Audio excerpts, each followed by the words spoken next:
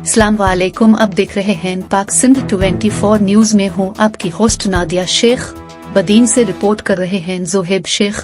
महमूद साबिर मस्जिद अल Furqan relief trust के ताउन से गाँव इगोमल्ला बदीन सिंध में माजूर फैमिली के लिए 2 अदद कमरे और कुशादा सहन पानी व बिजली का इंतजाम, राशन, बिस्तर, 3 अदद चारपाई, व्हीलचेयर, सोलर, बैटरी और कपड़ों वगैरह का इंतजाम किया गया। तफसीलात के मुताबिक सिंध में ये फैमिली बहुत ही गरीब फैमिली है। एक माँ और उसके 3 माजूर बच्चे हैं और कुछ अरसा कबल इस फैमिली की एक माजूर बच्ची वसाइल न होने की वजह से फौत हो चुकी है और कोई भी जरिया साला माश नहीं है।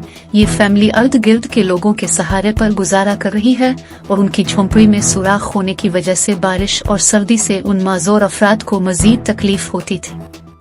इस मंसूबे को अरशद भाई ने अपने एक ओलफर इदारे महमूद साबिर मस्जिद वाल फुरकान रिलीफ ट्रस्ट के जरिए से इमदाद फराहम की ताकि मजीद जिंदगियों को ज़ाय होने से बचाया जा सके और उसको अमली तौर पर मुकम्मल किया गया।